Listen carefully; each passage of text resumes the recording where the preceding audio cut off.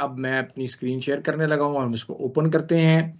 So power BI desktop को जाके आप ऐप होगा या आपके पास में भी शॉर्टकट हो, जो भी हो, उस पर जाएं और इसको ओपन कर लें। अब यहां से आगे जनाब सारा कुछ होगा हैंड्स ऑन।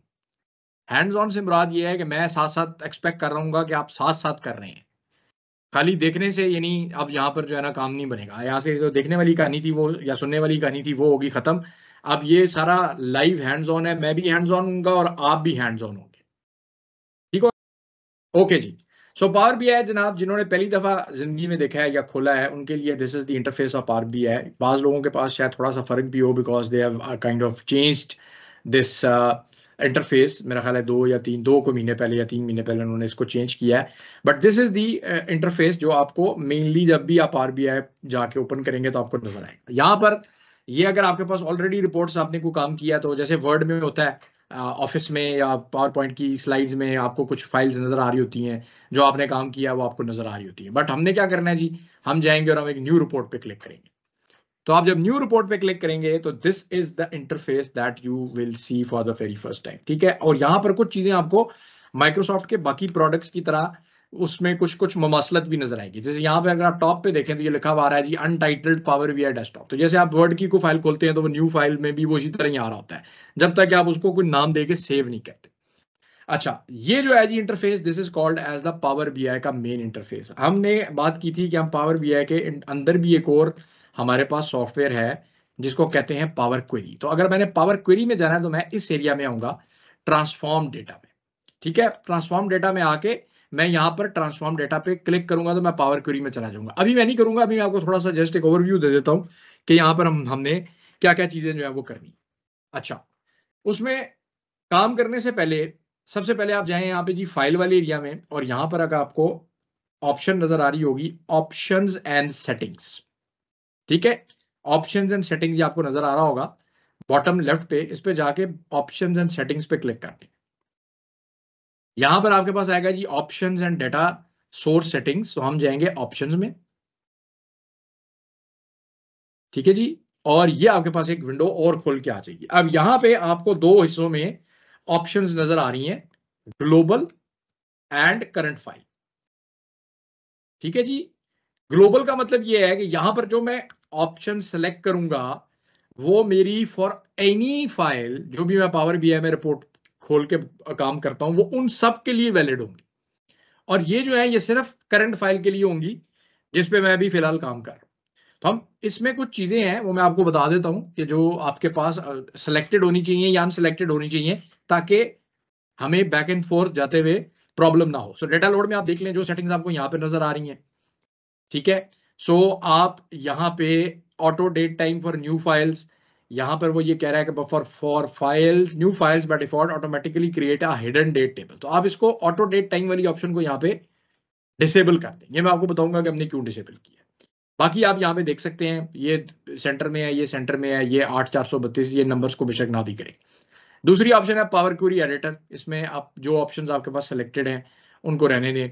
डायरेक्ट क्वेरी इसका एक ही है, इसको अनचेक्ड है, इसको रहने दें।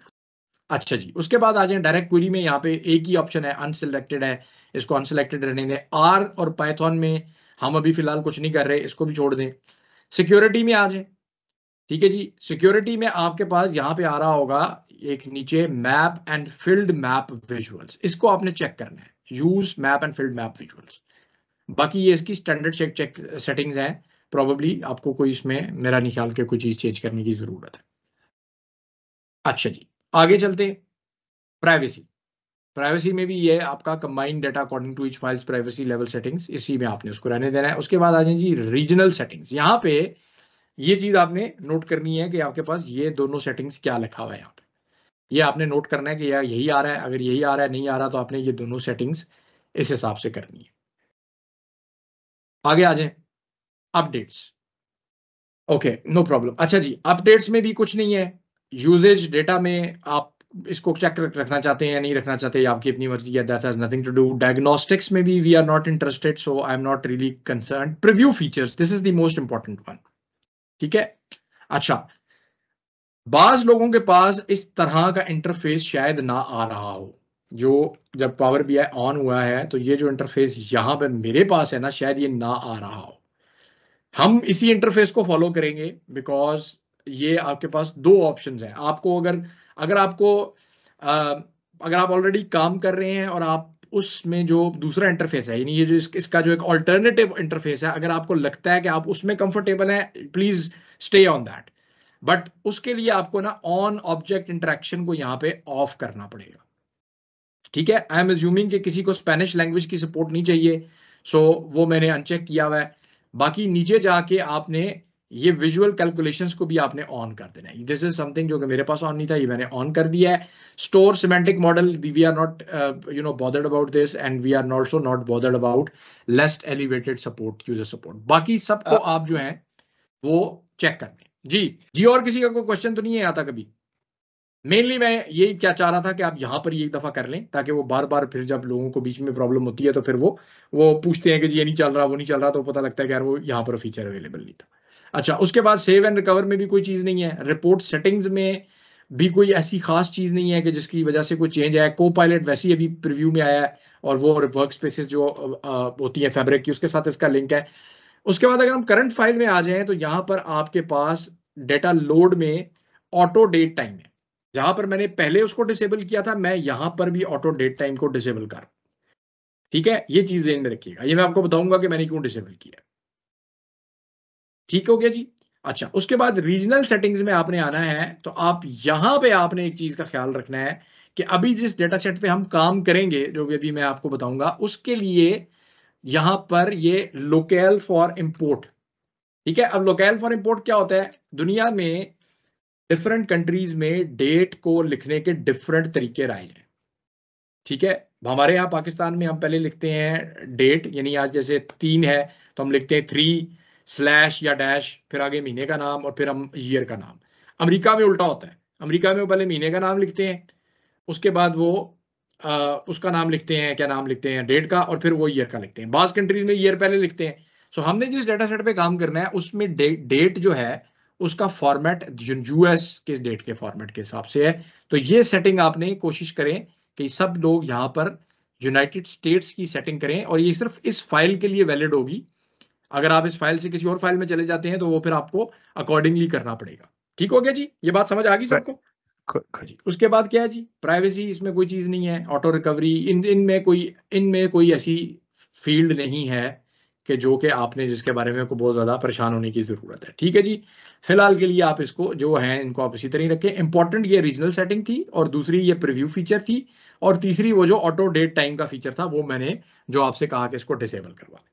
ठीक है जनाब, ये करके अब आपने करना है ओके पे क्लिक, और उसके लिए आपको ये कहेगा कि जनाब ये जो आपने चेंजेस किए हैं इसके लिए आपको एप्लीकेशन को रीस्टार्ट करना है। मैं कहता हूँ अच्छा यार एक दफा ही रीस्टार्ट भी कर लेते हैं। ओके करता हूँ, and then I will shut down this application, और जो मैं फाइल ओपन करूंगा तो मेरी वो हो जाएगी। अगर मैं नहीं भी करता तो कोई मसला नहीं है, क्योंकि ये जब मैं काम करके सेव करूंगा तो ये तब वो वहां पर हो जाएगी। बट कर लेते हैं ताकि हमें ये तरद्दुद ना करना पड़े। ठीक है, और उससे पहले मैं फाइल को सेव करूंगा ऑब्वियसली।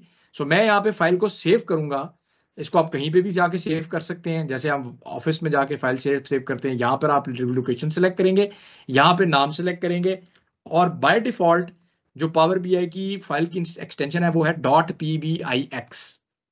ठीक है, डेस्कटॉप फाइल की जो बाय डिफॉल्ट एक्सटेंशन है दैट इज कॉल्ड .pbix। इसके अलावा भी एक्सटेंशंस हैं, वो हम आगे जाके देखेंगे। .pbit, .pbids, .pbip। तो हमारी यहां पर जो फाइल की एक्सटेंशन होगी pbix। ठीक होगी जी, तो इसको आप नाम दे दें। हमने जिस एप्लीकेशन पे काम करना है वो है जी रिटेल की, तो मैं इसको अपने हिसाब से रिटेल दे रहा हूं। Retail, sorry, retail example. आप कोई भी नाम देना चाहें तो दे दें, और जहां पर आप इसको सेव करना चाहें उस जगह पे जाके इसको आप सेव भी कर लें। इसको मैं कहाँ पे सेव करना चाहता हूँ, यहाँ से आपको ऑप्शन मिल जाएंगी। तो जो आपने फोल्डर जहां पर आपने इसको सेव करना है उसको आप जाके वहां पे सेव कर लें।